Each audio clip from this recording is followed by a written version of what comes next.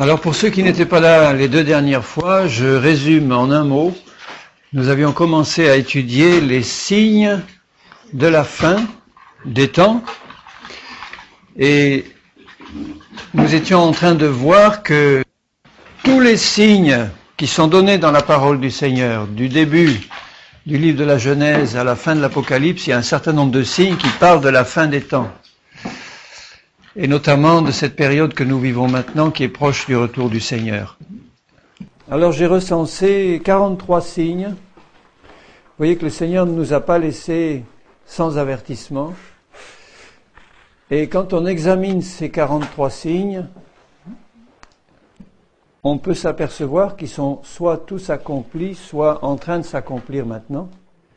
Donc nous sommes vraiment dans la période qui précède le retour du Seigneur, la grande tribulation, l'enlèvement des chrétiens, et l'avertissement du Seigneur, c'est soyons prêts. Quand la trompette sonnera, que tous puissent partir, c'est le vœu du Seigneur. Et malheureusement, beaucoup de ceux qui se disent chrétiens ne partiront pas, soit parce que leur conversion n'est pas réelle, soit parce qu'ils vivent dans le péché, soit parce qu'ils ne sont pas prêts, ils sont dans la tiédeur de l'église de Laodicée. Et le Seigneur frappe à la porte des cœurs pour dire « Réveille-toi, il est temps, je viens bientôt ». Alors nous avions vu 26 signes, et nous allons voir le 27e, dans 2 Timothée 3, au verset 1er. C'est à la fois réjouissant de savoir que le Seigneur vient bientôt, que nous faisons partie de la génération qui verra son retour, et c'est aussi attristant de voir que l'Église, je parle de l'Église visible de Jésus, de celle qui constitue tous ceux qui se disent chrétiens. L'Église, dans l'ensemble, ne se prépare pas vraiment sérieusement à ce retour. J'espère que vous faites partie de ceux qui sont prêts. Dans 2 Timothée 3, je vous lirai au verset 1er, Paul parle à Timothée en disant « Sache que dans les derniers jours, il y aura des temps difficiles. » Il y a toujours eu des temps difficiles. Les derniers jours ont commencé, nous l'avons vu, dès la venue du Seigneur. À la Pentecôte déjà, Pierre parlait des derniers jours, l'Esprit qui était répandu sur toute chair. Mais ça veut dire que dans les derniers jours, les temps deviendront de plus en plus difficiles. Si les temps ont été difficiles jusqu'à présent, eh bien la difficulté va grandir quand on voit la description de ceux qui vivent dans la fin des temps, dans les derniers jours. Car les hommes seront égoïstes, amis de l'argent, fanfarons, hautains, blasphémateurs, rebelles à leurs parents, ingrats, irréligieux, insensibles, déloyaux, calomniateurs, intempérants, cruels, emportés, coléreux, enflés d'orgueil, aimant le plaisir plus que Dieu, ayant l'apparence de la piété, mais reniant ce qui en fait la force. Ce qui fait la force de la vraie piété, c'est la sainteté, donc c'est la présence de l'Esprit Saint dans nos vies, c'est la présence de Dieu dans nos vies, une présence réelle et pas apparente seulement. Il faut que la présence de Dieu dans nos vies fasse sentir à ceux qui nous entourent que nous sommes différents et que nous avons en nous un Dieu vivant, un Dieu qui est vivant et un Dieu qui est saint. Il veut nous remplir de sa présence. Et quand on voit cette description, on peut voir non seulement notre génération autour de nous manifester de plus en plus ces signes, mais on peut voir aussi dans bien des zones, des endroits de l'Église, ces mêmes choses pénétrer plus ou moins subtilement dans l'Église et au milieu des chrétiens. Quand on voit par exemple aimant le plaisir plus que Dieu, beaucoup de chrétiens cherchent surtout à se faire du bien quand ils se réunissent, quand ils vont dans des réunions. C'est sûr qu'il est bon de se faire du bien. Mais si on y va uniquement pour se faire du bien, c'est une motivation qui est égoïste. Le Seigneur nous demande non pas de nous faire du bien, mais de chercher la vérité, de vivre dans la vérité, et en vivant dans la vérité, le Seigneur nous fait du bien. Mais si je cherche mon plaisir personnel, enfin mon plaisir même au sens spirituel, si je vais dans une réunion pour en rechercher quelque chose avant tout, c'est pas ce que désire Dieu. J'entends des chrétiens, je vous l'ai dit souvent, dire « Ah, j'ai été à cette réunion, je n'ai rien reçu ». Je leur dis « Mais qu'est-ce que tu as apporté ?» Si tu as apporté quelque chose, si tu t'es préparé avant, et si tu as dit « Je vais aller dans cette réunion pour y apporter la présence du Seigneur », à ce moment-là, tous vont être bénis. Pas seulement ceux qui prêchent ou les autres qui ont quelques responsabilités, mais tout le monde, si nous apportons avec nous la présence du Seigneur. Tu peux être assis à ta place sans bouger, mais si tu es rempli de la présence du Seigneur, toute l'atmosphère spirituelle de la pièce va être changée par ta présence. Et si nous tous, nous sommes dans cette situation, vous imaginez le bien que nous allons nous faire mutuellement, parce que Jésus va se manifester au travers de nous et va nous faire du bien. Alors c'est sûr que nous recevons aussi des choses, mais pour recevoir quelque chose, il faut qu'il y ait quelqu'un qui apporte. Il y a la présence du Seigneur, et le Seigneur aime bien se servir de ses enfants. C'est pour ça qu'il nous donne des dons. C'est pour qu'on les mette à la disposition des autres. Donc si nous servons les autres, nous serons aussi servis, parce que les autres vont nous servir, quand ce n'est pas toujours les mêmes qui servent. Quand nous tous, nous sommes animés de cet esprit-là, je suis membre de l'Église pour recevoir de Jésus tout ce qu'il a à me donner, pour le donner aux autres. Alors là, c'est formidable parce qu'on reçoit beaucoup. Et surtout, gardons le canal de communication avec le Seigneur toujours ouvert par la communion spirituelle avec lui, parce que si nous sommes chargés d'une certaine réserve de bénédiction céleste, et que nous sommes les seuls, et que les autres pompent, on va être vite vidé si on ne se renouvelle pas en permanence dans la présence de Dieu. Si au contraire notre communion avec Jésus est toujours intense et forte, bien nous pourrons apporter, parce que Jésus a dit « De ton sein sortiront des fleuves d'eau vive ». Ce n'est pas une petite source, des fleuves d'eau vive.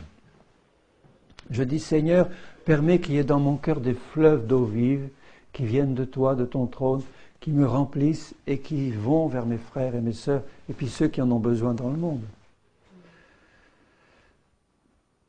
Alors, où en est ta source ? Est-ce que c'est un petit ruisseau qui a besoin d'être renouvelé dans le Seigneur ?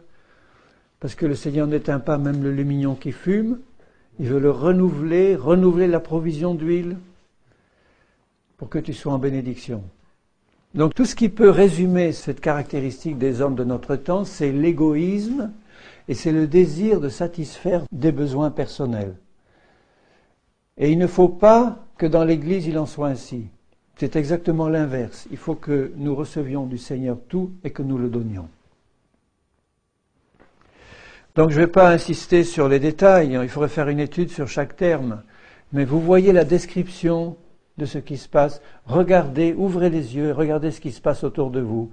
Regardez, écoutez les nouvelles et voyez si ces caractéristiques-là ne grandissent pas dans le monde qui nous entoure. Éloigne-toi de ces hommes-là. Éloigne-les de toi, si tu peux, si tu ne peux pas, éloigne-toi d'eux. Les mauvaises compagnies corrompent les bonnes mœurs. Ne fréquentons pas des hommes et des femmes en particulier qui se disent chrétiens et qui ne manifestent pas dans leur vie le fruit du Saint-Esprit.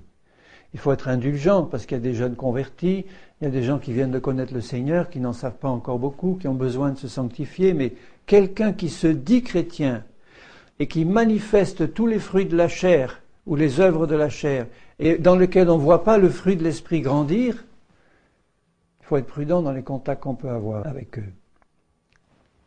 Éloignons-nous de ceux qui manifestent ces choses-là et qui se disent chrétiens. Comment est-ce qu'on peut se dire chrétien et manifester toutes ces choses-là ? Et pourtant, donc quand tu te retournes sur ton passé proche, est-ce que tu vois du progrès ? Est-ce que tu as grandi dans le Seigneur ? Est-ce que par rapport aux 6 mois passés, 1 an, tu peux constater que le Seigneur t'a fait grandir en lui ? Ça t'encourage à aller plus loin.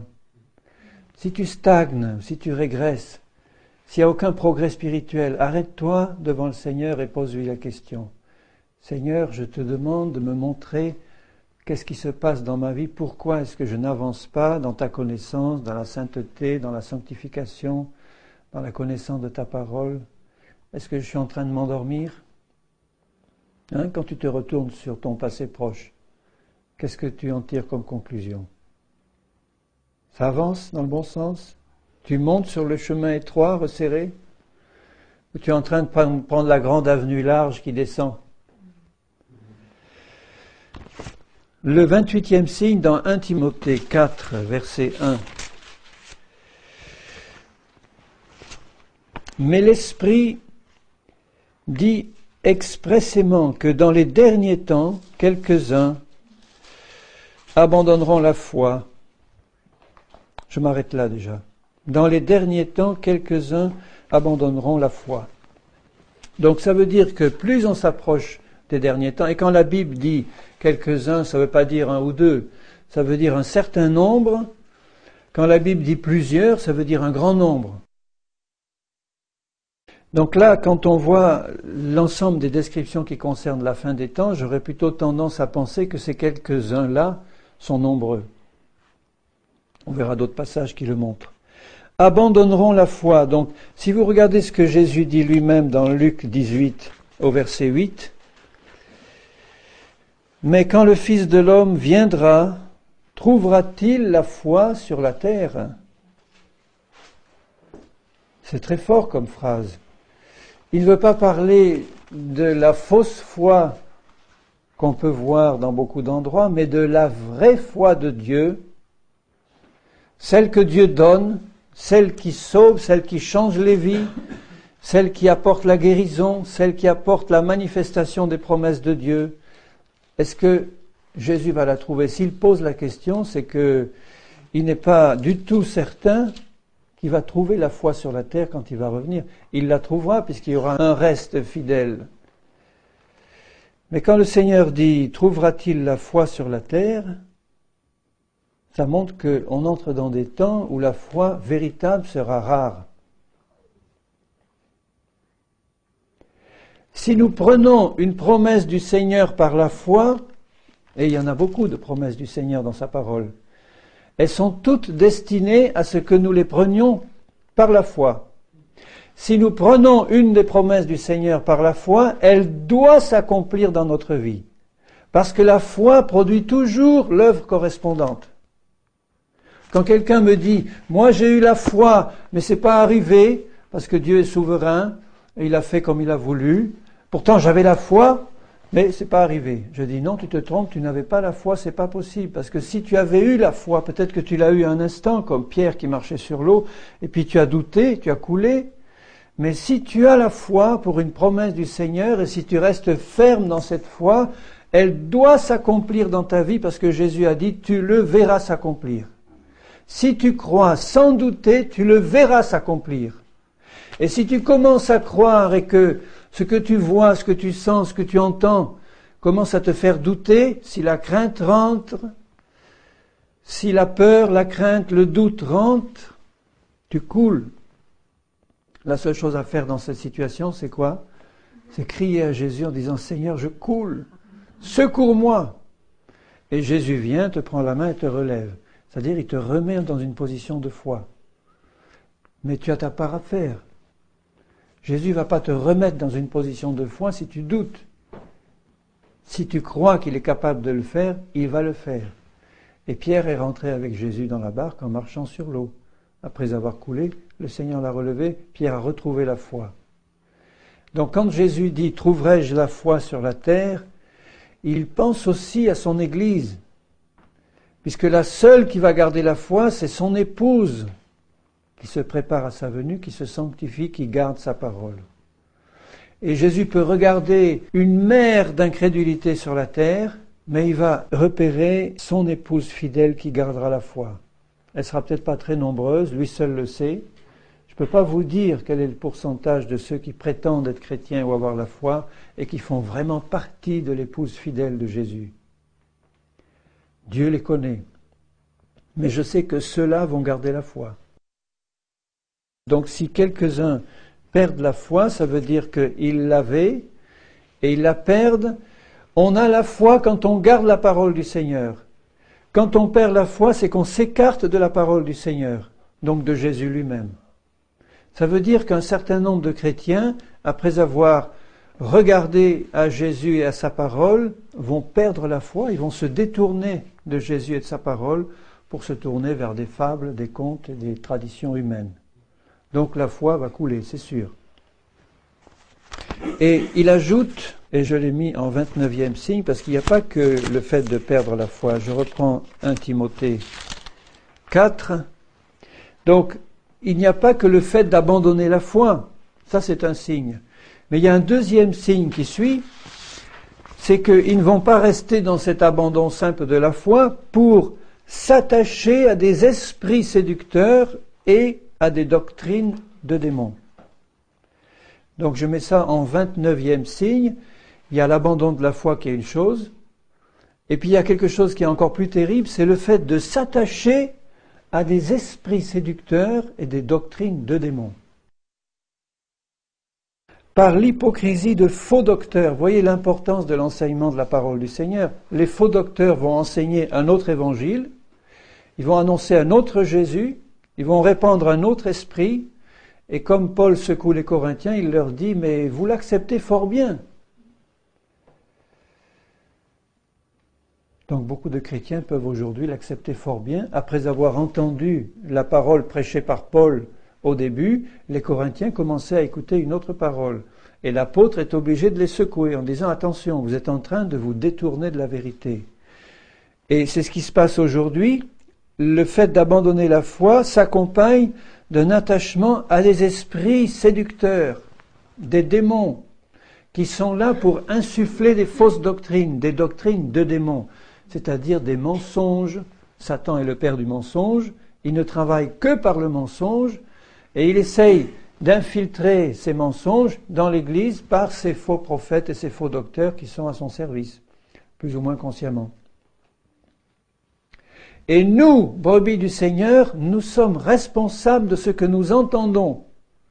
Si tu entends une fausse doctrine, tu es responsable de l'éliminer de ton cœur, donc de connaître la parole de Dieu pour discerner si elle vient vraiment du Seigneur. Tu ne dois pas te reposer entièrement sur l'enseignement que tu reçois. Il faut que dans ta connaissance personnelle de la parole de Dieu et dans ta communion avec Jésus, tu puisses discerner si ce que tu entends vient vraiment du Seigneur ou pas. Et ne pas gober, les yeux fermés, tout ce que tu entends. Par l'hypocrisie de faux docteurs portant la marque de la flétrissure dans leur propre conscience, prescrivant de ne pas se marier et de s'abstenir d'aliments que Dieu a créés, etc. C'était deux doctrines particulières qui étaient prêchées là, mais il y en a bien d'autres. Et la liste là n'est pas limitative. En tout cas, ce qui compte là, c'est de voir que le mensonge, dans les derniers temps, va grandir par l'intervention de toutes sortes de faux docteurs qui vont insuffler des doctrines de démons.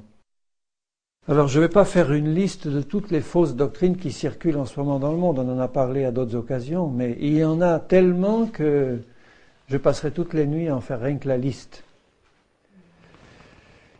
Des fausses doctrines, des choses qui sont détournées de la vérité plus ou moins profondément. Mais nous avons un évangile qui est pur, qui est simple, nous avons le Saint-Esprit que Dieu nous a donné pour qu'il nous enseigne toutes choses. Si nous avons un cœur attaché au Seigneur et si nous méditons sa parole dans un esprit de prière attaché à la vérité, le Saint-Esprit va nous enseigner toutes choses. Et nous allons être gardés par Jésus de la séduction qui vient dans le monde entier. Le 30e signe dans 2 Pierre 3:3, je commence à lire au verset 1er. Voici déjà, bien-aimés, la seconde lettre que je vous écris. Dans l'une et dans l'autre, je cherche à éveiller par des avertissements votre saine intelligence. Donc une saine intelligence peut être assoupie ou endormie. Et les avertissements de la parole du Seigneur sont destinés à éveiller notre saine intelligence. On peut avoir une saine intelligence, mais qui dort. Il faut qu'elle soit éveillée. Pas seulement saine, mais éveillée. Donc tous les sens en alerte, toutes les antennes sorties. nos antennes spirituelles.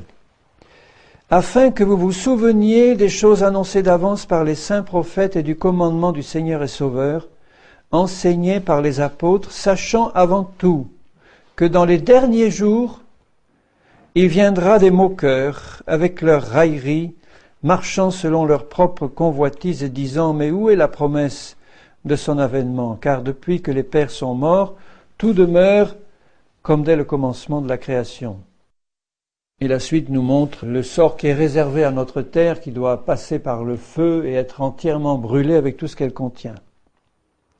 Donc la dissolution de toutes choses ne va se faire qu'à la fin des 1000 ans de règne de Jésus.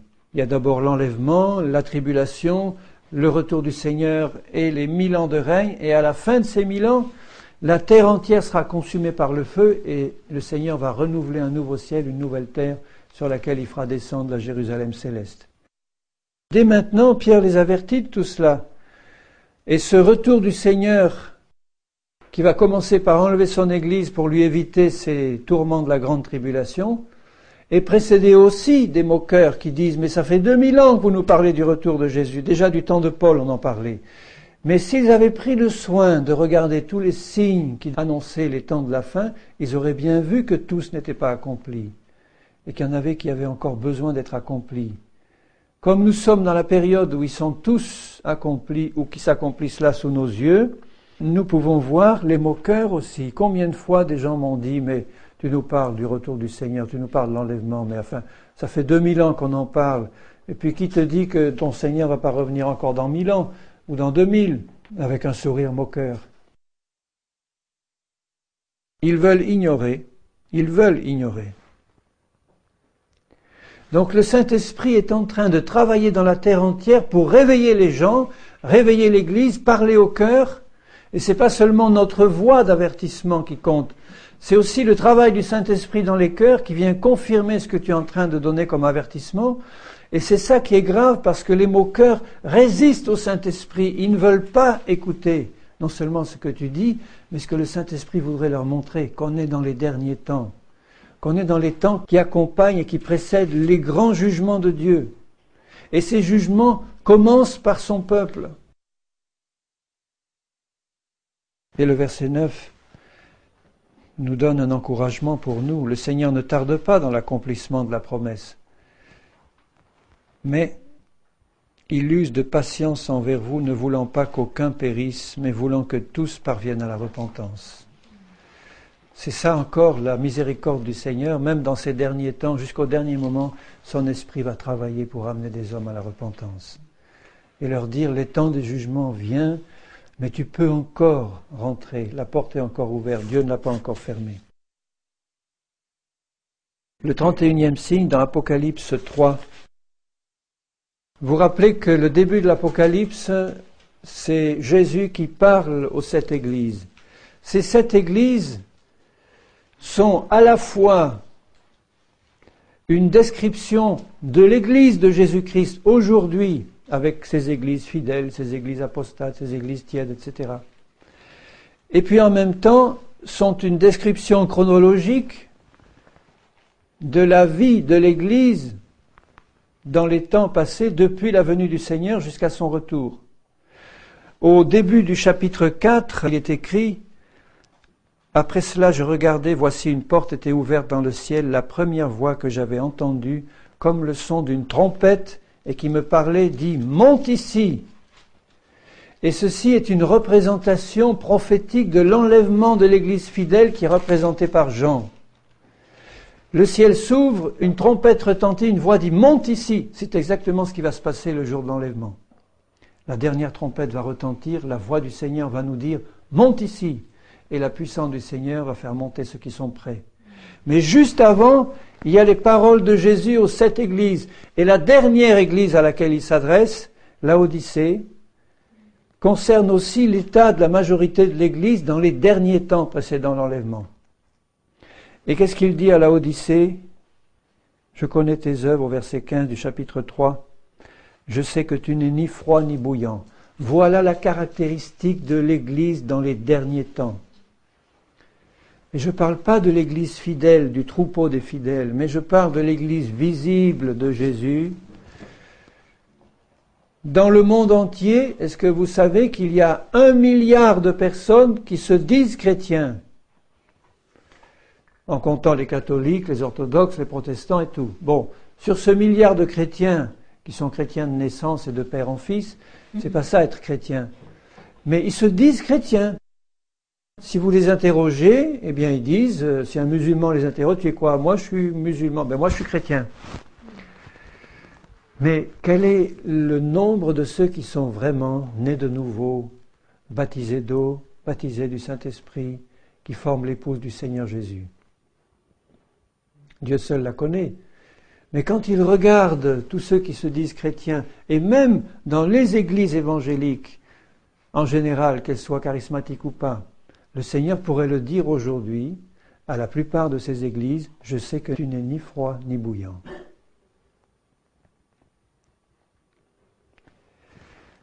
Puisses-tu être froid ou bouillant? Ainsi, parce que tu es tiède et que tu n'es ni froid ni bouillant, je te vomirai de ma bouche. Est-ce que c'est une parole que le Seigneur réserve à celle qu'il va enlever? Est-ce qu'il peut vomir de sa bouche celle qu'il va enlever? C'est pas possible. Donc il ne va enlever que ceux qui n'aura pas vomi de sa bouche. Ça paraît tellement clair. Et dans sa compassion, le Seigneur dit au verset 19, « Je reprends et je châtie tous ceux que j'aime. » Et donc du zèle, un zèle spirituel et pas un zèle pour les œuvres. Et repens-toi, et le verset 20 nous montre qu'on est vraiment dans les temps de la fin, parce que quand Jésus dit « Voici, je me tiens à la porte », souvent on utilise ce verset pour l'évangélisation, en disant, bon, tu vois, Jésus se tient à la porte de ton cœur, ouvre, et puis tu vas être changé. Mais là, il parle à son église, il parle à l'église de Laodicée, il parle à une église qui avait mis Jésus à la porte. Et sans doute, c'était une grande et belle église, puisqu'elle dit, je suis riche, enrichi, je n'ai besoin de rien. Une riche, grande et belle église qui met Jésus à la porte. Ils avaient des réunions, ils avaient des cultes, ils avaient des réunions de prière. Et ils ne savaient pas que Jésus était dehors. Et Jésus dit, je me tiens à la porte et je frappe. Tu es en train de louer, de faire un culte, de prier, et ton Seigneur, tu l'as mis à la porte. Et pourtant, il est là, il frappe, et il veut rentrer, et il te dit, repens-toi. Parce que si quelqu'un entend ma voix dans ce brouhaha et m'ouvre, j'entrerai chez lui, je souperai avec lui et lui avec moi. C'est ce qui va se passer aux noces de l'agneau, bien-aimés. Quand il nous aura enlevés là dans les cieux, nous allons participer avec lui aux noces de l'agneau et il boira avec nous le vin nouveau, à nouveau, dont il a été privé depuis le dernier repas. Celui qui vaincra, je le ferai asseoir avec moi sur mon trône, comme moi j'ai vaincu. Hop, les vainqueurs vont monter sur le trône du Seigneur. Donc la caractéristique, est-ce que vous avez les yeux spirituels ouverts pour voir l'état de l'Église aujourd'hui? Ce n'est pas une critique que je fais, je ne suis pas là en train de montrer du doigt des dénominations ou des groupes, mais je vois ce qui se passe.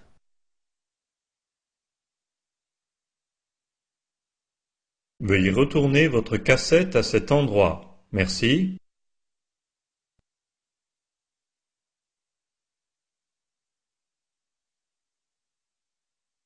Je constate que l'Église de Jésus est tiède. Elle a besoin de se réveiller. Elle dort. Le propre de celui qui dort, c'est qu'il ne se rend pas compte qu'il dort. Enfin, quand on dort, on ne se rend pas compte qu'on dort. C'est les autres qui se rendent compte qu'ils sont réveillés, qui voient qu'on dort. Mais celui qui dort, lui, il faut le secouer. Réveille-toi, toi qui dors, et Christ t'éclairera. Réveille-toi, il dit. Tu vois, on attend toujours que le Seigneur fasse un réveil, alors que lui nous dit, réveille-toi, toi qui dors. C'est sûr que le Saint-Esprit nous secoue. Il ne veut pas que nous restions dormeurs en train de dormir jusqu'à sa venue. Jésus est à la porte. Le 32e signe dans 2 Thessaloniciens 2, verset 3. Il parle, à la fin du verset 2, du jour de Christ. Le jour de Christ, c'est le jour de la venue du Seigneur. Celui que personne ne connaît si ce n'est le Père. Le jour et l'heure, le Père les connaît. Comme si le jour de Christ était déjà là, certains enseignaient cette fausse doctrine, que personne ne vous séduise d'aucune manière, car il faut que l'apostasie soit arrivée auparavant, et que l'on ait vu paraître l'homme du péché, le fils de la perdition, l'adversaire qui s'élève au-dessus de tout ce qu'on appelle Dieu, ou de ce qu'on adore, jusqu'à s'asseoir dans le temple de Dieu, se proclamant lui-même Dieu. Et il dit au verset 6, « Et maintenant, vous savez ce qui le retient, donc cet impie, l'Antichrist, afin qu'il ne paraisse qu'en son temps, car le mystère de l'iniquité agit déjà, il faut seulement que celui qui le retient encore ait disparu. Alors paraîtra l'impie que le Seigneur détruira par le souffle de sa bouche. » Donc voyez l'ordre des choses. Actuellement, cet impie, il est déjà là aux aguets, il prépare sa manifestation. Je suis certain que l'Antichrist est déjà vivant, est déjà quelque part dans le monde en train de préparer sa venue. Et la seule chose qui le retient encore, c'est la présence de l'Église fidèle et du Saint-Esprit. S'il n'avait pas l'Église fidèle et le Saint-Esprit sur terre, il pourrait faire ce qu'il veut. Ça serait son heure. Mais là, la seule chose qui le retient n'a pas encore disparu. Mais ce qui se passe, c'est que l'apostasie et l'iniquité grandit, l'apostasie est déjà là. Il faut que l'apostasie vienne d'abord. Or, l'apostasie, c'est le fait de s'écarter de la vérité et du Seigneur pour adopter un autre évangile. Le Seigneur dit que dans les temps qui précèdent le jour de Christ, l'apostasie viendra. Est-ce que vous pensez que l'apostasie s'est infiltrée dans l'Église de Jésus-Christ? Elle y est en plein. Et là, je ne parle pas seulement des 99% de ceux qui se disent chrétiens et qui sont en pleine apostasie, sous la conduite de Rome, et de tous ceux qui sont en train de se fédérer dans un faux œcuménisme, une unité qui n'est pas dans la vérité, et qui sont en train de constituer l'Église apostate sous nos yeux. Le Conseil œcuménique des Églises est un conseil apostat. Il regroupe la plupart des églises chrétiennes dans le monde. Mais malheureusement, l'apostasie s'infiltre aussi dans les églises évangéliques. Exactement comme du temps de Paul quand il parlait aux Galates. Un autre Jésus, un autre évangile et un autre esprit. L'apostasie consiste à recevoir le mensonge. Et je suis persuadé pour ma part que tout ce qu'on appelle aujourd'hui réveil à gauche, à droite, ce sont des manifestations de l'apostasie. Je ne dis pas que Dieu n'est pas du tout là-dedans, parce que le Seigneur, il peut très bien se manifester au milieu d'une réunion apostate et parler au cœur de certains pour leur montrer la vérité et les détourner. Mais la plupart des choses qui se passent aujourd'hui sous couvert d'onction spéciale, d'onction qui vient d'en haut, de nouveaux réveils à gauche ou à droite, c'est de l'apostasie. Notamment cette fausse doctrine qui annonce un grand réveil mondial avant le retour de Jésus, ça n'a rien à voir avec l'enseignement de la parole de Dieu. Vous verrez quand on aura fait l'ensemble de ces 43 signes, ils sont tous négatifs, sauf un qui dit que la bonne nouvelle du royaume sera annoncée dans la terre entière. Mais il ne dit pas que la majorité des gens vont accepter la bonne nouvelle. Elle sera annoncée simplement dans la terre entière, comme Noé qui prêchait dans les temps qui précédaient le déluge. Tous les autres signes sont sans exception négatifs. Ça veut dire que ça nous montre un tableau qui noircit, des temps qui deviennent difficiles, l'amour du plus grand nombre qui diminue, la foi qui s'en va, l'apostasie qui grandit, la tiédeur, tout est négatif. Et on ose dire, sans s'appuyer sur la parole de Dieu, qu'avant le retour de Jésus, un grand réveil mondial va venir. Mais sur quoi on s'appuie pour le dire ? Si encore il y avait dans la parole des passages, des versets qui nous montrent que c'est une prophétie réelle faite par la parole, que dans les temps qui précèdent le retour du Seigneur, la terre entière va être visitée par l'Esprit, que c'est sûr que le Seigneur répand son Esprit sur toute chair parce qu'il veut enlever les hommes de la perdition et il veut leur montrer la vérité. Mais quand le Seigneur a répandu son Esprit sur toute chair, ça ne veut pas dire que toute chair va répondre positivement et rester dans la vérité. C'est un appel du Seigneur qui est adressé à la terre entière. Je crois que beaucoup d'âmes vont être sauvées avant le retour de Jésus. Mais il ne faut pas confondre le salut des âmes avec le réveil de l'Église. Le salut des âmes, ce sont des païens qui écoutent l'Évangile et qui se convertissent. Alors qu'un réveil mondial, c'est l'Église tout entière qui serait censée ouvrir les yeux et se réveiller. Ça ne s'accomplira pas. Donc dans 2 Thessaloniciens 2, il annonce l'apostasie dans le monde entier.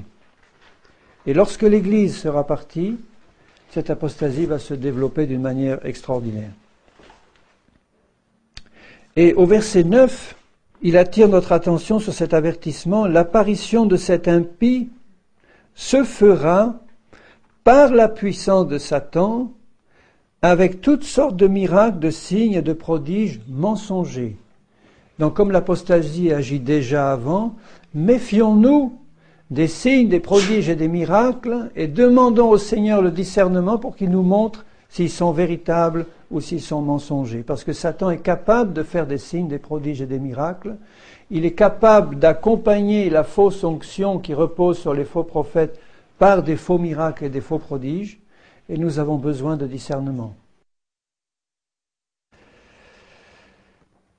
Dans Matthieu 13, verset 30, Jésus donne une parabole qui concerne, il le dit, la fin du monde.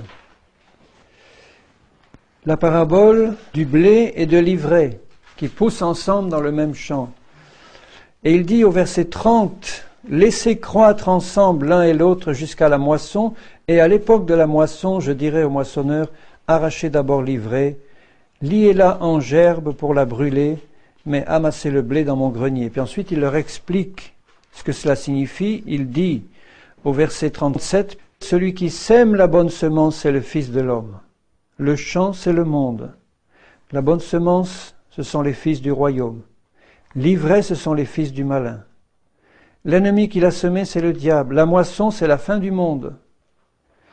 Les moissonneurs, ce sont les anges. Or, comme on arrache l'ivraie et qu'on la jette au feu, il en sera de même à la fin du monde.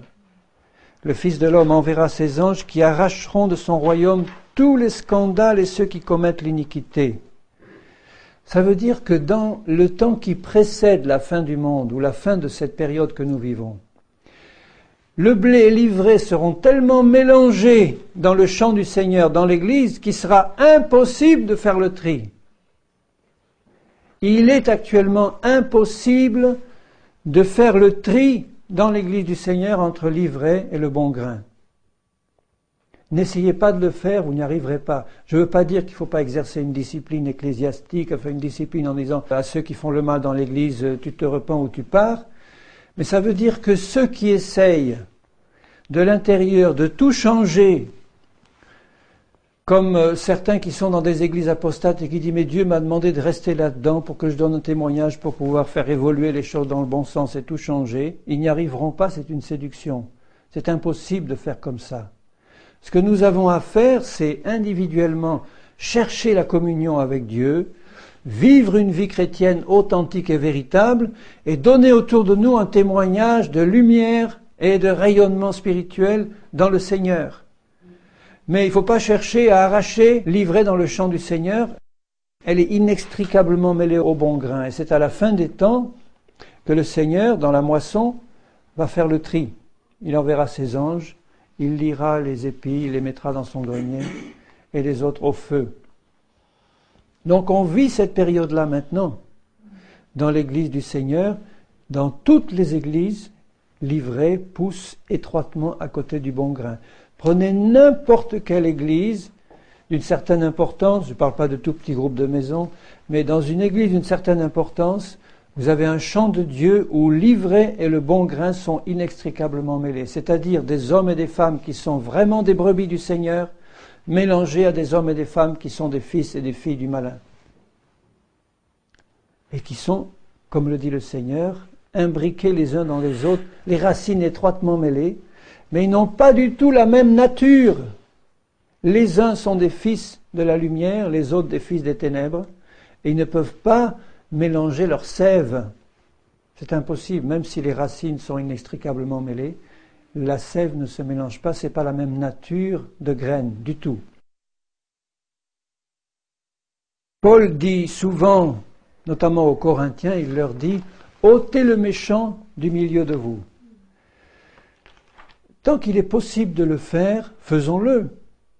Et vous voyez que ça implique que les conducteurs spirituels de l'Église le fassent, puisque c'est à eux que la responsabilité vient d'abord. Quand il dit « ôtez le méchant », il parle aux anciens et à l'ensemble de l'Église, il leur dit « si là vous avez au milieu de vous quelqu'un qui a la femme de son père, et qui est là au milieu de vous participant à votre vie, comment? Vous vous enorgueillissez et vous n'avez pas ôté le méchant du milieu de vous. Bien sûr, vous n'avez pas beau essayer de l'amener à la repentance, et s'il refuse, vous l'ôtez du milieu de vous. Mais ça, il est possible de le faire tant que l'ensemble de l'Église n'est pas complètement contaminé. Quand l'Église est contaminée, la parole du Seigneur, c'est « sortez du milieu d'eux, mon peuple, pour ne pas participer à ces jugements ». Il dit ça dans l'Apocalypse à propos de Babylone. Il dit le jugement va tomber sur Babylone. Babylone, c'est l'Église apostate. Et quand il dit sortez du milieu d'eux, ça veut dire ne participez pas le moins du monde à ce qu'ils font et partez. Tu ne vas pas arriver à faire le tri toi-même. Tu peux par contre te retirer des choses que tu vois pratiquer qui ne sont pas dans la parole du Seigneur. Alors comme le Seigneur l'a dit et qu'on est dans la fin des temps, regardez autour de vous et voyez si l'ivraie n'est pas étroitement mélangée au bon grain partout. 34e signe, Jean 4, verset 35. Jésus parle à ses disciples et leur dit « Ne dites-vous pas qu'il y a encore 4 mois jusqu'à la moisson ? Voici, je vous le dis, levez les yeux et regardez les champs qui déjà blanchissent pour la moisson. Celui qui moissonne reçoit un salaire et amasse des fruits pour la vie éternelle, afin que celui qui sème et celui qui moissonne se réjouissent ensemble. » Et dans Apocalypse, j'associe les deux versets, puisque Jésus parle de moisson. Donc déjà, du temps de Jésus, la moisson blanchissait. Imaginez maintenant dans quel état elle doit être. Dans Apocalypse 14, verset 15, « Un autre ange sortit du temple, criant d'une voix forte à celui qui était assis sur la nuée, « Lance ta faucille et moissonne, car l'heure de moissonner est venue, car la moisson de la terre est mûre. » Et celui qui était assis sur la nuée jeta sa faucille sur la terre, et la terre fut moissonnée. Alors il distingue la moisson de la vendange. Il parle de la vigne, de la colère de Dieu. Donc la moisson, c'est le fait de récolter le bon grain, le blé.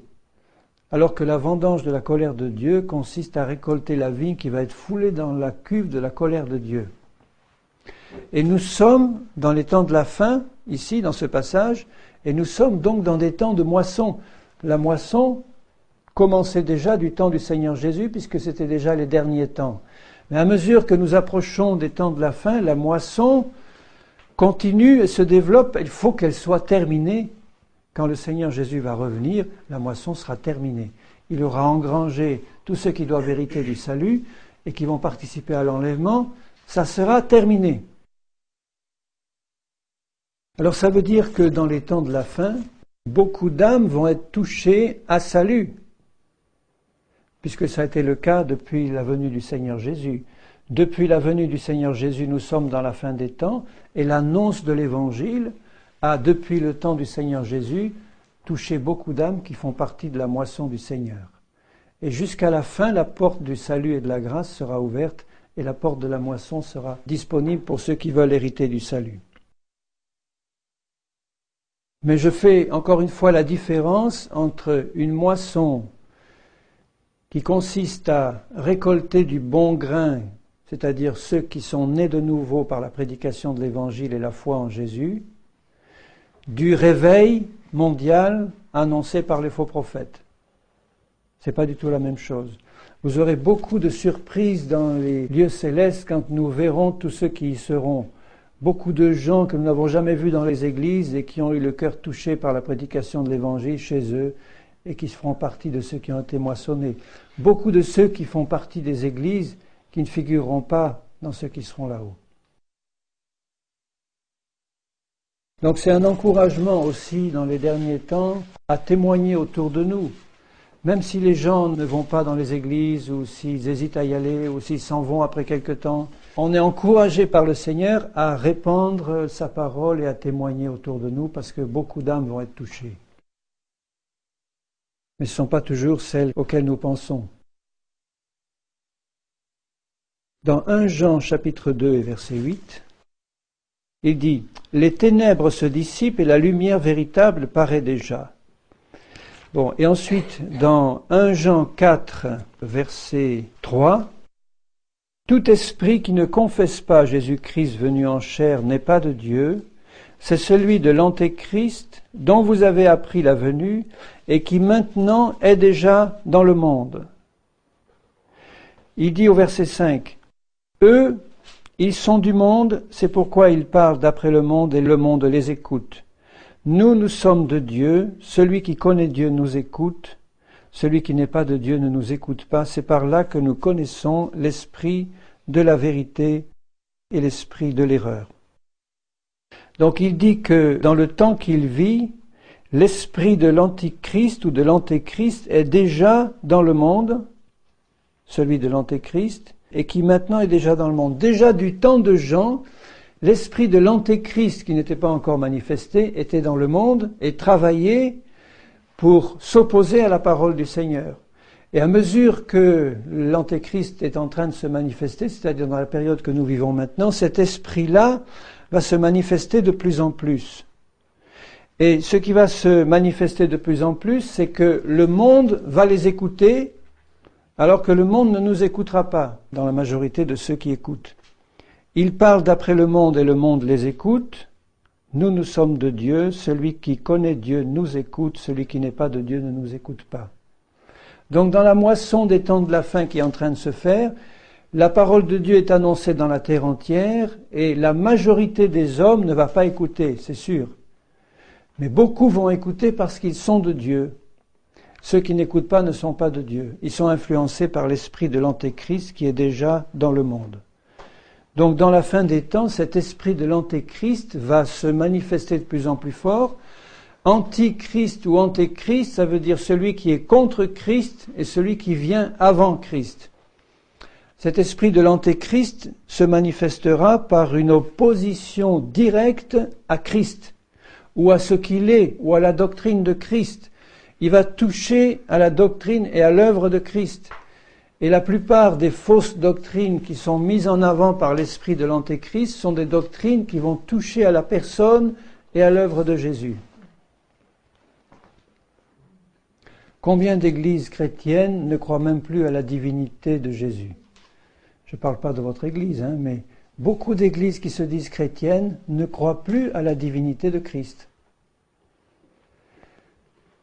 J'ai entendu dire que se préparait une nouvelle Bible révisée, une Bible de Jérusalem révisée, qui va ouvertement nier la divinité de Jésus-Christ. Une Bible qui vient de Rome, évidemment. Une Bible de Jérusalem révisée. C'est l'esprit de l'Antéchrist. L'esprit de l'Antéchrist, c'est en fait l'esprit de Judas.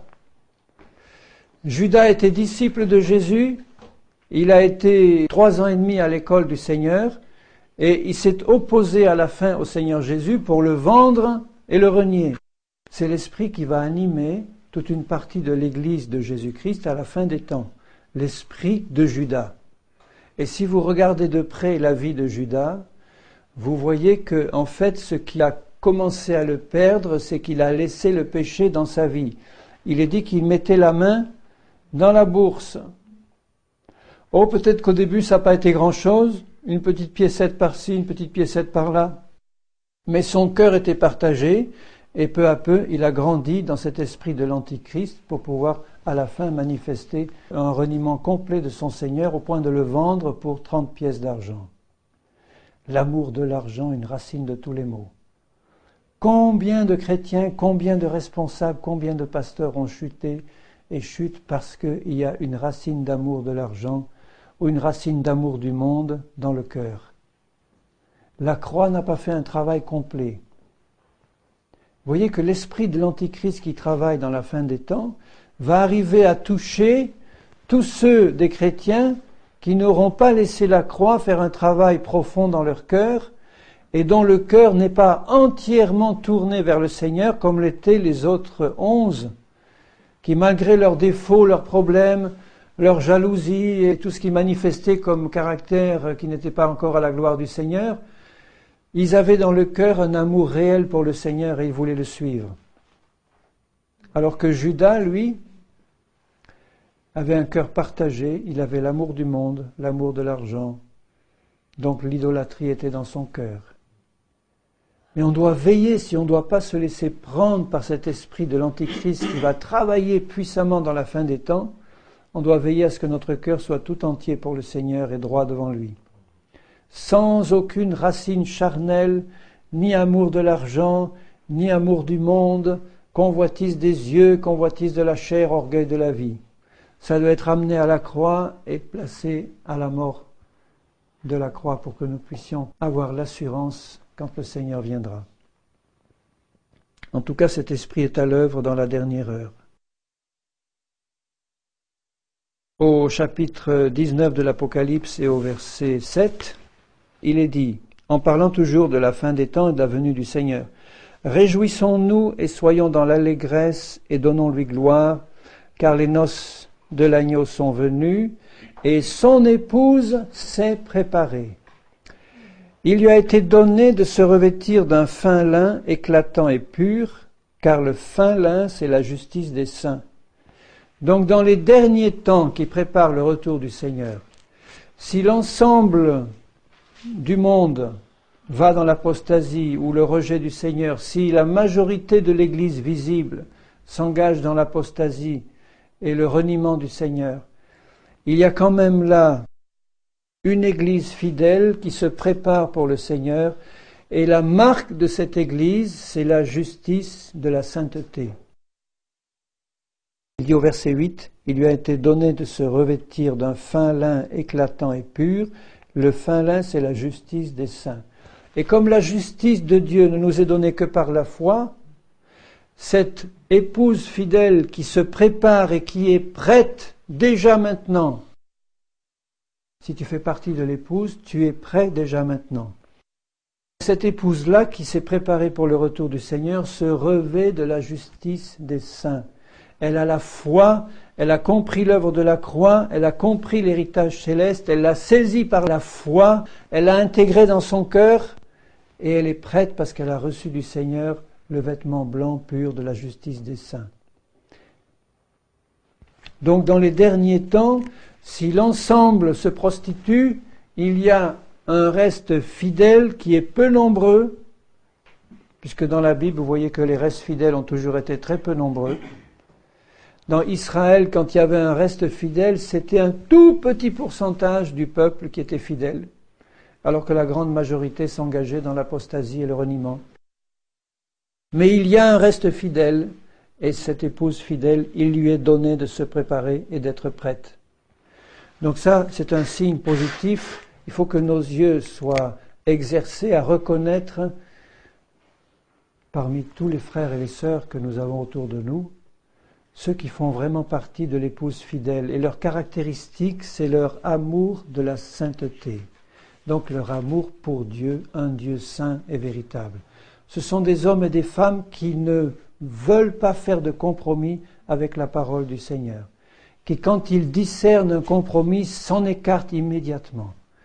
Ils ont un cœur tout entier pour le Seigneur. Ça ne veut pas dire qu'ils sont déjà transformés à tous égards à l'image de Jésus, ça veut dire qu'ils sont prêts à recevoir constamment cette transformation et que quand Jésus leur montre quelque chose, ils acceptent joyeusement d'obéir en s'inclinant par amour pour le Seigneur. La caractéristique de cette épouse, c'est la fidélité, c'est l'obéissance, c'est un cœur entier pour le Seigneur, c'est un refus du compromis, c'est quelque chose qui la caractérise parce que la nature de Jésus est dans son cœur. Est-ce que tu fais partie de l'épouse ou est-ce que tu fais partie de la prostituée? Réponds pour toi-même dans ton cœur. La question s'adresse de la part du Seigneur à chacun de nous. Et on doit savoir dans notre cœur, sans l'ombre d'une hésitation, si nous faisons partie de l'épouse ou de la prostituée. S'il y a le moindre amour pour le compromis, la moindre crainte des hommes dans le cœur, s'il y a le moindre désir de cacher quelque chose par hypocrisie, ou d'avoir l'apparence et pas la réalité, nous avons un pied dans la prostituée. Et tout le travail du Saint-Esprit consiste à faire la lumière dans notre vie parce que le Seigneur veut nous enlever dans sa présence. Il veut nous avoir avec lui pour toujours. Et il ne peut pas travailler dans nos cœurs si nos cœurs sont partagés. Si nos cœurs sont tout entiers pour lui, il achèvera avant de venir son travail dans chacune de nos vies. Il l'achèvera. Parce qu'il a en face de lui des hommes et des femmes de foi qui tiennent toute sa parole dans leur cœur. Amen. C'est vrai, Seigneur, c'est que la quasi-totalité de ces signes montrent que ce sont des temps difficiles. Mais dans ces ténèbres, tu nous dis que la lumière pointe, parce que la lumière, ce sont ceux qui sont vraiment tes disciples. Nous sommes la lumière du monde, tu l'as dit, Seigneur, parce que tu es notre lumière. Et ma prière, c'est que tu travailles avec puissance dans le monde entier pour pouvoir parler au cœur de tes enfants, pour leur montrer dans quel temps nous vivons et pour les aider à se préparer à ta venue. Père, je te prie que tu fasses la lumière dans mon cœur sur toutes les choses que tu veux encore transformer en moi. Toutes les choses qui ne sont pas encore à ta gloire, toutes les choses que tu veux changer à l'image de Jésus. Seigneur, je désire, je veux que tu fasses ce travail. Et je te fais confiance parce que tu l'achèveras selon ta promesse. Je te remercie de le faire pour mes frères, pour mes sœurs, pour ceux qui font partie de ton peuple. Donne le discernement à tous. Donne-nous ton discernement, Seigneur, que nous sachions dans quel temps nous vivons, dans les temps qui précèdent le déluge. Et tiens-nous debout selon ta parole. Au nom de Jésus, mon Père. Amen.